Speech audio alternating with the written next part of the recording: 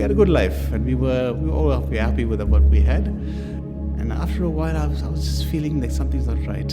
And then I went and met the lung specialist. He says, "I got some bad news for you." And he said to me, "It looks like stage 4 cancer." And I asked, "What's the prognosis? You know, what's going to happen? It'll be 4 months." I said, "What?" And I had this sudden fear of losing hope and not knowing what's going to happen to me. And there was a friend of mine in school, Christian, and he said, "Try this Alpha course." I said, "What's Alpha course?" I've never heard of this thing called Alpha course.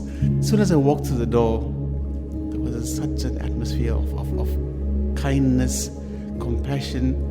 People were smiling, shaking your hands, hugging you, and said, "Welcome, welcome." And I was still scared. I went and quietly sat down in the corner there, and I sat down there. I said, okay. I'm waiting for the action to start now, you know.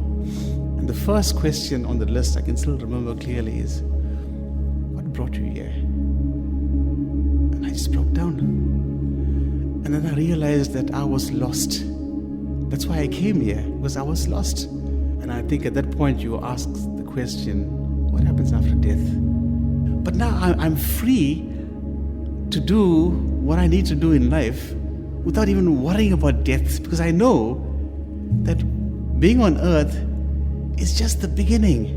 I can tell you I'm happier now, I'm fitter now than I ever was, because I feel this joy in my life that I found something that is true and that has meaning for me now and forever.